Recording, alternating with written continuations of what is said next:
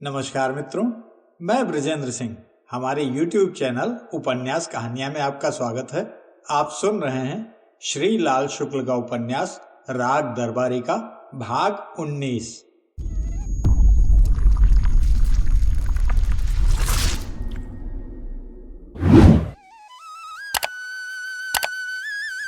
जनवरी आधी से ज्यादा बीत चुकी थी, जिसके बाद फरवरी आनी थी, जिसमें गांव सभा के चुनाव होने थे, और उसके बाद मार्च का महीना था, जिसमें हाई स्कूल और इंटरमीडिएट की परीक्षाएं शुरू होनी थी। चुनाव ने एक ओर सनीचर और बद्री पहलवान के अखाड़े को और दूसरी ओर रामाधीन भीखम खेड़वी और उनके जुआरी सेना नायकों को प्रजातंत्र की सेवा में फंसा दिया था, जिसे करने का अभी तक मुख्य ढंग यह था कि दोनों दल एक दूसरे को पीठ पीछे चीख चीख कर गालियां देते थे। आशा थी कि फरवरी के महीने में यह काम आमने सामने भी होने लगेगा। जहां तक मार्च में होने वाली परीक्षाओं की बात है, वे अभी किसी को भी नहीं फंसा पाई थी। विद्यार्थी, अध्यापक और खास तौर से प्रिंसिपल साहब, वे अभी बिल्कुल बेलौस थे। पर प्रिंसिपल साहब एक दूसरे मामले में फंस गए थे। कुछ दिन पहले जब कॉलेज की कमेटी की सालाना बैठक हुई थी, वैद्य जी को एक राय से दोबारा मैनेजर चुना गया था। इस बात को लेकर कुछ मेंबरों ने एक शिकायत शिक्षा मंत्री के पास भेजी थी। उनका कहना था कि विरोध प्रकट करने वाले मेंबरों को बैठक में आने ही नहीं दिया गया और तमंचे से धमकाया गया। शिकायत में इसी बात को ऐसे विस्तार से लिखा गया था कि शिकायती पत्र का पढ़ा जाना असंभव जान पड़ता था, और अगर उसे पढ़ भी लिया जाए तो उस पर विश्वास करना तो बिल्कुल ही असंभव था, क्योंकि उसका निष्कर्ष यही था कि शिवपालगंज में कायदा कानून मिट गया है।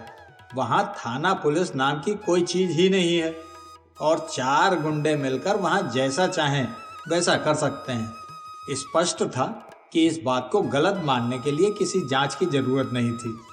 फिर भी कुछ विरोधी मेंबरों ने शहर पहुंचकर इस शिकायत की नकल शिक्षा विभाग के बड़े बड़े अफसरों को दी थी, और फिर लौटकर वे पूरे इलाके में प्रचार करने लगे थे कि मामले की जांच डिप्टी डायरेक्टर ऑफ एजुकेशन नामक एक अफसर करेंगे, जो वैसे तो बहुत गऊ आदमी हैं, पर इस बार उन्हें वैद्य जी के बाप भी नहीं दू पाएंगे, क्योंकि ऊपर से सच्ची जांच करने का हुक्म हो गया है। प्रिंसिपल साहब को फंसाने के लिए इतना काफी था। वे जानते थे कि जांच वाली बात वैद्य जी खुद देखेंगे, पर जांच के सिलसिले में हाकिमों के दौरे भी होंगे और उसके बारे में प्रिंसिपल साहब को ही देखना होगा। हाकिम लोग जब कॉलेज में आएंगे तो सबसे पहले क्या देखेंगे? प्रिंसिपल ने अपने आप को जवाब दिया, इमारतें। इसलिए वे इस समय इमारत की सुंदरता बढ़ाने पर तुले हुए थे। उन्होंने शहर में देखा था, अगर एक छोटा सा पौधा लगाकर उसके चारों ओर ईंटों का घेरा बना दिया जाए और उसे लाल पीले सफेद रंग से पोत दिया जाए तो बिना किसी बात के ही अधूरा मैदान बाग जैसा दिखने लगता है। उन्होंने तय किया कि कॉलेज की इमारत के सामने एक कतार गुलमोहर और अमलतास के पेड़ों की लगा दी जाए और हाकिमों के आने के पहले ही ईंट के रंग बिरंगे घेरे सजा दिए जाएं। आते वक्त आंख के आगे साफ सुथरी रंग बिरंगी इमारत हो और जाते वक्त पेट के अंदर फर्स्ट क्लास चाय और नाश्ता हो, तो कोई हमारे खिलाफ क्या लिखेगा? प्रिंसिपल साहब ने सोचा, और जनवरी के झाड़े पाले का लिहाज छोड़कर पेड़ लगाने के लिए हर मौसम अच्छा होता है, इस वैज्ञानिक धड़ल्लेबाजी से आगे बढ़कर वे अपने काम में जुट गए। वे कॉलेज की चहारदीवारी के पास खड़े हुए कुछ गड्ढे खुदवा रहे थे। उनके हाथ में एक मोटी और चिकनी किताब थी, जो देखने से ही बहुत कीमती जान पड़ती थी। वे अपने काम काज वाली पोशाक यानी बिना मोजे के जूतों और हाफ पैंट में देखने वाले चाहे जैसा समझें, अपने को निहायत चुस्त और चालाक समझते हुए खड़े थे। किताब को वो एक पालतू बिल्ली की तरह प्यार के साथ पकड़े हुए थे। एक मजदूर ने फावड़ा चलाकर रोककर प्रिंसिपल साहब से कहा, देखिए मास्टर साहब, गड्ढा इतना ही रहेगा ना? प्रिंसिपल साहब सिर हिलाते हुए बोले, हो, ये भी कोई गड्ढा है? चिड़िया भी एक बार मूत दे तो उफना चलेगा। खोदे जाओ बेटा, अभी खोदे जाओ। कहकर उन्होंने पास खड़े हुए एक मास्टर की ओर अभिमान से देखा। वे उस मास्टर को बहुत पहले से जानते थे, क्योंकि वह उनका चचेरा भाई था। उसने भी इधर उधर देखकर मैदान को दुश्मनों यानी दूसरे मास्टरों से साफ पाकर भाईचारे के साथ कहा, भैया इस कॉलेज में तो तुम बागवानी के भी एक्सपर्ट हो गए। प्रिंसिपल ने किताब सीने से लगा ली, कहा, सब इसी की बदौलत है, पर साले ने बड़ी कड़ी अंग्रेजी लिखी है, समझने में दिमाग मामूली हो तो चक्करघिन्नी खा जाएगा। चचेरा भाई बोला, आप तो लोहे के बने हैं, कॉलेज का इतना इतना काम पॉलिटिक्स ही में सिर भन्ना जाता होगा, उसके ऊपर आप किताब भी पढ़ लेते हैं। अपने साथ तो यह है कि कोई 10 जूते मार ले पर पढ़ने को न कहे। जी घिन्ना गया किताबों से। प्रिंसिपल ने 50% बड़े भाई और उतने ही प्रतिशत प्रिंसिपल के लहजे में कहा, चुप रहो, ऐसी बात न कहनी चाहिए, सफर तक में अपनी किताब साथ रखनी चाहिए, नहीं तो अकेले कोट पैंट से क्या होता है, उसी से कोई तुम्हें मास्टर थोड़े ही कहेगा। कोट पैंट तो कुंजड़े भी पहन सकते हैं। भाई ने कहा, आप ठीक कहते हैं, मैं बात काटता नहीं हूँ, पर हमें और कुंजड़ों में अब फर्क ही क्या। ये साली टेक्स्ट बुकें समझ लीजिए सड़े गले फल ही हैं, लौंडों के पेट में इन्हीं को भरते रहते हैं, कोई हजम करता है कोई कै करता है। प्रिंसिपल हंसने लगे, बोले, बात जरा ऊंची खींच दी तुमने, समझदार की मौत है। कहकर वे एक गड्ढे की ओर झांकने लगे, जैसे समझदार के मर जाने पर उसे वे वहीं दफन करेंगे। तभी खन्ना मास्टर लपलपाते हुए वहां आ पहुंचे और प्रिंसिपल को एक कागज पकड़ाकर बोले, ये लीजिए। प्रिंसिपल ने चचेरे भाई की ओर मदद के लिए देखा, फिर गड्ढे के पास खड़े खड़े वे एकदम तन गए और अफसर हो गए। बोले, ये क्या है क्या कागज है? वे उसे तने हुए सीने और धसी हुई आंखों से देखते रहे। खन्ना मास्टर ने हितैषी की तरह कहा, लाइए पढ़ दूं। जाइए अपना काम देखिए, मुझे पढ़ाने की मेहनत न कीजिए, वे घृणापूर्वक बोले। खन्ना मास्टर ने सांस खींचकर कहा, इस जन्म में पढ़ाने से कहाँ बचत है।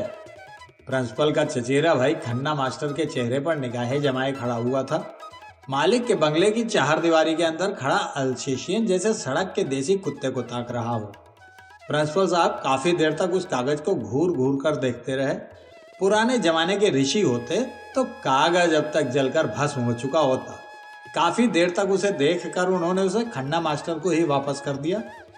खन्ना ने चिढ़कर कहा, ये क्या है, क्या कागज है? कहकर प्रिंसिपल साहब एक गड्ढे का निरीक्षण करने लगे। खन्ना मास्टर ने होंठ दबाए, आवाज संभाल कर बोले, जो भी हो, लिखित प्रार्थना पत्र पर आपको लिखित आदेश देना होगा। प्रिंसिपल एक मजदूर से बात करने लगे थे, कह रहे थे, ठीक है, अब बंद करो। अब एक गड्ढा खुद रहा है, गड्ढा, कुआं नहीं खुद रहा है, काफी है। खन्ना मास्टर थोड़ी देर गुमसुम रहे, फिर बोले, मुझे 4 दिन के लिए बाहर जाना है, छुट्टी चाहिए, आपको लिखकर हुक्म देना पड़ेगा। प्रिंसिपल साहब पंजों के बल गड्ढे की गीली मिट्टी पर अनायास बैठ गए, ताकि देखने वाले देख लें कि कॉलेज के हित में वे नाली तक में लौटने में संकोच नहीं करते, और मजदूरों को गड्ढे की मेड़ के बारे में विस्तार पूर्वक आदेश देने लगे। खन्ना मास्टर की बात अब पार्श्व संगीत की हैसियत से ऊपर उभरी। वे भी पंजे के बल गड्ढे के दूसरे किनारे पर जाकर बैठ गए। बोले, मेरी बात का जवाब दे दीजिए, उसके बाद गड्ढे में कूदिएगा। प्रिंसिपल ने इतनी देर बाद उन्हें सीधे साधे देखा, कहा, गड्ढे में कूदूंगा तो जरूर, पर पहले तुमको ढकेल कर तब ऊपर से कूदूंगा, समझ गए खन्ना मास्टर? कहकर उन्होंने अपने चचेरे भाई की तरफ देखा। चचेरे भाई ने एकदम से विनम्र मातहत आवाज में कहा, मैं जाकर चपरासियों को बुलाए लाता हूँ, लगता है कि झगड़े का अंदेशा है। पर प्रिंसिपल साहब, मेरी प्रार्थना है कि तब तक आप कुछ न कहिएगा। मैं क्या कहूँगा भैया, मैं तो सब चुपचाप सहता चला जाता हूँ। जिस दिन इनका घड़ा भर जाएगा, अपने आप भक्क से फूटेगा। प्रिंसिपल ने यह कहकर खन्ना मास्टर को शाप जैसा दिया। वे एकदम से घबरा गए। उन्हें डर लगा कि प्रिंसिपल चिल्लाकर कहीं ये न कह बैठें कि खन्ना उन्हें मार रहा है, कहीं मुकदमे में न फंस जाएं। वे चुपचाप गड्ढे के पास से उठकर दूर खड़े हुए एक दूसरे मास्टर के पास चले गए और जोर से, ताकि सारी दुनिया सुन ले, बोले, धमकी मत दीजिए मास्टर साहब, नवाबी का जमाना नहीं है, इतनी आसानी से खन्ना की जान नहीं निकलेगी। आपको बताए देता हूँ, मेरी देह पर हाथ लगाया तो खून हो जाएगा, कहे देता हूँ। हाँ। खन्ना चीखना नहीं चाहते थे, पर फैल मचाने की सोचते सोचते वे सचमुच ही फैल मचाने लगे। कुछ मास्टर उनके पास आकर खड़े हो गए। अचानक वे फिर चीखे, मारिए मारिए न मुझको, बुलाइए चपरासियों को, उन्हीं के हाथों बेइज्जत कराइए, रुके क्यों हैं? तमाशा हो रहा है। इस सही बात को समझते ही दोनों गुटों के कई मास्टर मौके पर पहुंच गए। लड़के अभी काफी संख्या में नहीं आए थे, जो आए भी थे उन्हें चपरासियों ने डांट कर दूर भगा दिया। वे बरामदे में खड़े खड़े पूरी कार्रवाई देखते रहे। मौके पर यह तमाशा सिर्फ वयस्कों के लिए रह गया। प्रिंसिपल साहब इस बागटूट प्रदर्शन पर पहले तो घबराए, फिर अपने गुस्से पर लगाम लगाकर खन्ना मास्टर के पास पहुंचे। उन्होंने उनके हाथ से छुट्टी की दरख्वास्त खींच ली और ठंडे सुरों में कहा, चिल्लाओ नहीं खन्ना मास्टर, तुमको धोखा हो गया है, लाओ तुम्हारी दरखास्त पर हुक्म लिख दूं। इशारा पाते ही उनके चचेरे भाई ने उनके हाथ में एक फाउंटेन पेन पकड़ा दी। बागवानी की किताब पर दरख्वास्त टिका कर वे उस पर कुछ लिखने लगे। लिखते लिखते बोले, हम लोगों की सिद्धांत की लड़ाई है, उसमें मारपीट का क्या सवाल, शांति से काम लेना चाहिए। खन्ना मास्टर खुद अपने तमाशे से तंग हो रहे थे। कहने लगे, पहले इस कागज पर हुक्म कीजिए, तब दूसरी बात होगी। वही कर रहा हूं। वो मुस्कुराकर बोले, लो। कई शब्दों पर उन्होंने गुणा का निशान बनाकर काट दिया था, कुछ के ऊपर गोल दायरा बना दिया था। अंत में उन्होंने उस पर अंग्रेजी में लिखा, खारिज। इसके पहले कि खन्ना मास्टर कुछ बोल सके, उन्होंने दरख्वास्त उनके हाथ में पकड़ाते हुए कहा, स्पेलिंग बहुत कमजोर है, हॉलीडे में यल के बाद वाई लिख दिया है, खन्ना में पता नहीं कि कैपिटल लिखा है या स्मॉल, इस सब का ध्यान रखना चाहिए। थोड़ी देर सन्न रहकर खन्ना मास्टर ने गैंडे की तरह मुंह फाड़कर आवाज निकाली, निकलना अब कॉलेज के बाहर, वहीं सारी स्पेलिंग याद करा दूंगा। फिर संग्राम शुरू हो गया। ये सवेरे की बात है। दोपहर तक थाने पर दोनों पक्षों की ओर से रिपोर्टें भी लिखा दी गईं। उनसे प्रकट होता था कि मास्टरों ने दंगा किया था और एक दूसरे की हत्या करनी चाहिए थी, यह देखते हुए कि उन्हें हत्या करने से रोकने वाला कोई न था। वो बात साफ नहीं हो रही थी कि उन्होंने फिर सचमुच ही अपने दुश्मनों की हत्या क्यों नहीं की। पुलिस ने इसी नुक्ते को पकड़कर उल्टी तरह से मामले की जांच शुरू कर दी। उसी दिन दोपहर को वैद्य जी की बैठक में इस घटना पर विचार विमर्श हुआ। वहां सामान्य नागरिकों की मुख्य प्रतिक्रिया यही रही कि घटना को कुछ और महत्वपूर्ण होना चाहिए था, यानी अपने किसी साथी की हड्डी नहीं टूटी तो कोई हर्ज नहीं, कम से कम इतनी चोट तो लगनी ही चाहिए थी कि खून निकल आता। उससे दुश्मनों के खिलाफ और भी अच्छा मुकदमा बन सकता था। सनीचर ने यह सोचकर कि गांव के प्रधान बनने के पहले नेतागिरी का एक काम और कर लिया जाए, बिना किसी फीस के अपनी सेवाएं अर्पित कर दी और कहा कि प्रिंसिपल साहब चाहें तो मैं उनके हाथ में बर्छी भोंककर खून निकाल सकता हूं, अभी कुछ बिगड़ा नहीं है, यह भी खन्ना के नाम लिख जाएगा। छोटे पहलवान ने उसे धुतकार कर चुप करा दिया। उस दोपहर रंगनाथ और रुक्पन बाबू सारी बातें चुपचाप सुनते रहे और कुछ भी नहीं बोले, जो कि शिवपालगंज में बेवकूफी की अलामत थी। पर वास्तव में वे भीतर ही भीतर प्रिंसिपल पर जलते भुनते रहे और बहुत बाद में रुक्पन बाबू ने बाहर आकर कहा कि यह साला पिताजी को अभी कचहरी के रास्ते पर लिए जा रहा है और बाद में उन्हें जेल में ले जाकर छोड़ेगा। उस दोपहर वैद्य जी प्रिंसिपल की जवानी, खन्ना मास्टर की कहानी गंभीरता पूर्वक सुनते रहे और पूरी बात सुनकर उन्होंने एक ऐसी बात कही जिसका इस मामले से कोई संबंध न था। बात बड़ी सात्विक थी और आदमी को एकदम निरोग बना देती थी। उन्होंने कहा, जिला विद्यालय निरीक्षक का धर्म देखकर मैं तो दंग रह गया। गत मंगलवार शहर गया था, देखा एक व्यक्ति हनुमान जी के मंदिर में पृथ्वी पर साष्टांग लेट रहा है। वह उठा तो मैं अवाक रह गया। ये हमारे विद्यालय निरीक्षक जी थे। आंखों से उनकी जो है सो प्रेमाश्रु टपक रहे थे। मैंने नमस्कार किया तो प्रति नमस्कार में उन्होंने भरे गले से कुछ हाउ हाउ जैसा कहा, फिर आंखें मूंद ली। भैंस का उत्तम घृत लिए जाइएगा 4-6 सेर। ऐसा धार्मिक आदमी बनस्पत खा खा कर अपना धर्म नष्ट कर रहा है। समय की लीला। एक पुराने श्लोक में भूगोल की एक बात समझाई गई है कि सूर्य दिशा के अधीन होकर नहीं उगता, वो जिधर ही उदित होता है वही पूर्व दिशा हो जाती है।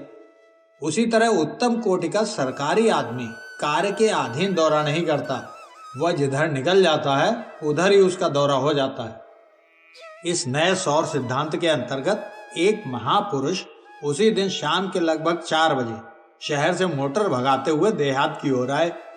सड़क के दोनों ओर प्रजा के खेतों पर निगाह डालते हुए उन्होंने अपने आप को धन्यवाद दिया कि उनके पिछले साल के व्याख्यान के कारण इस साल रबी की फसल अच्छी होने वाली है।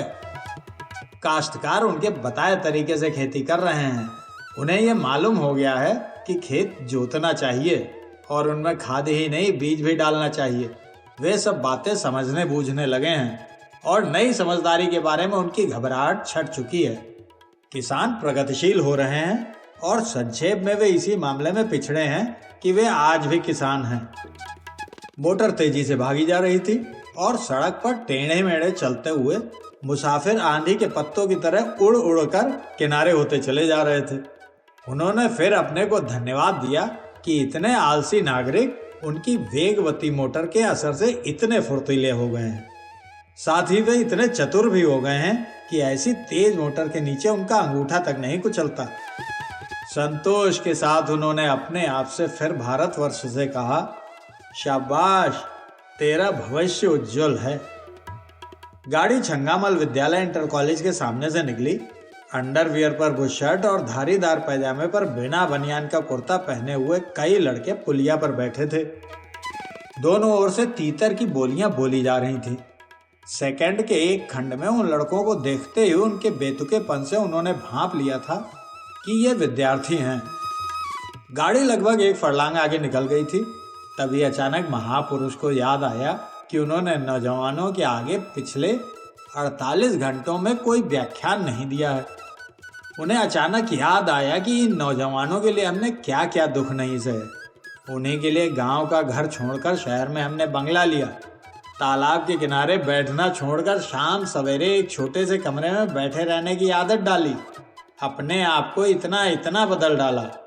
तो जैसे ही उन्हें याद आया कि मैं उन्हीं प्यारे नौजवानों से 48 घंटे बोला ही नहीं, वैसे ही उन्होंने सोचा, मैं इतनी देर बिना लेक्चर दिए ही रह लिया। मेरे मन में इतने इतने ऊंचे विचार उठे, पर मैं स्वार्थी की तरह अपने आप में उन्हें समेटे रहा। हाय, मैं कितना कंजूस हूँ।